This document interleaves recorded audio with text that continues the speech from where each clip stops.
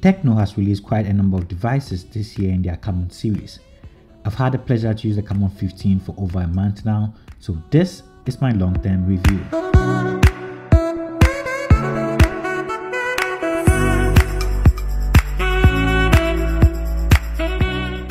To begin with, if you're new to this channel, I highly recommend that you hit the subscribe button and turn on post notifications so you get notified the next time I upload a video. My first hands-on review is quite in-depth. It's on my channel. I'm going to link it above if you haven't seen it already.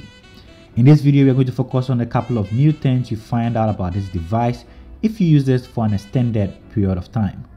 To begin with, let's talk about the device build quality. There seems to be an advantage of having a plastic body for our devices. Yes, glass makes your device feel really premium, but who wants a shattered glass back, which seems to be the direction most glass back devices are headed. About that, the comfortable feel this device offers is kinda cool. I started rocking mine without a case, but I dropped it a couple of times, so I ended up using the silicone case provided in the box. The case fits really well, the phone itself feels really solid, so when it comes to build and design, it's a go for me. The device feels really solid and I actually like how it feels in the hand. Getting to the display, this is a 6.6-inch IPS LCD panel at 720p resolution with a punch hole selfie camera at the top left. I developed a couple of micro scratches on the screen, but thanks to the screen protector that came in a box, the screen is going to be protected for a while. Consuming content on this device is a delightful experience. There was a couple of times I wish the chin was a little bit smaller, but that's just me nitpicking. It's actually cool.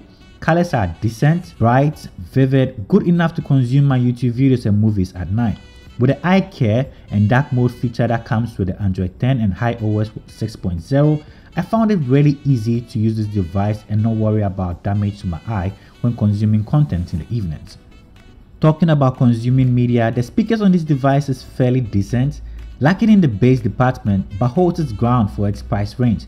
Considering it's less than 1,000 Ghana cedis, this device is okay for the sound it produces.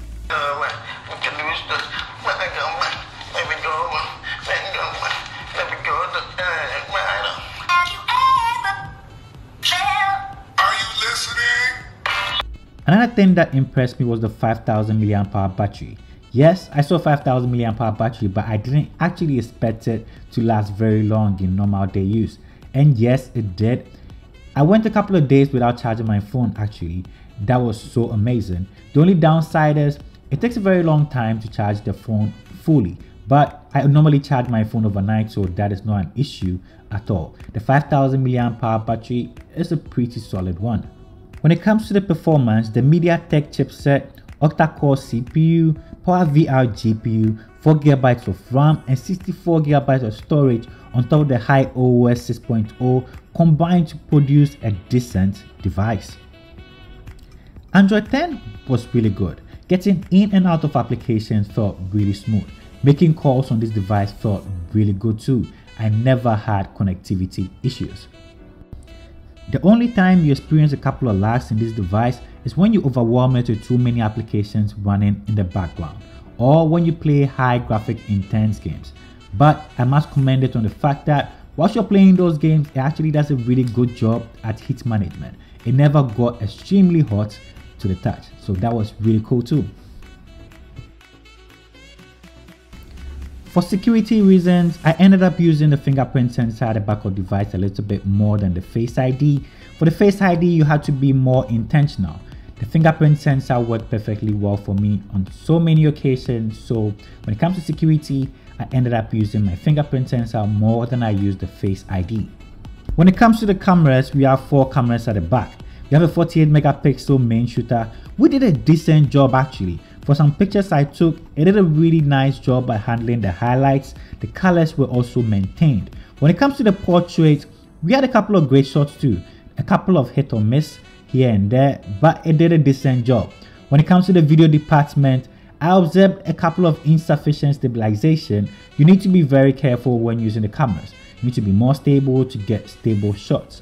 All in all, for the camera department, for selfies, for portraits, for normal pictures, the cameras seem to be okay. To summarize everything, for an amazing build, a 5000 mAh battery found in this device, a wide enough screen for usage, The chipset seems to be performing fairly well. I'll say this is a decent device if you want to buy something without breaking the bank. So this device goes for 969 Ghana cedis. If you're on the market for an upgrade from something lesser than this and you want to check out the Camon 15, this is actually a cool device to check out. Thank you for spending time with me. If you like the video, don't forget to hit the like button, subscribe if you're new to this channel, leave in the comment section your views, comments, or anything. Let's get interactive. Thank you for spending time with me, and I'll see you in my next upload. Peace, I'm out.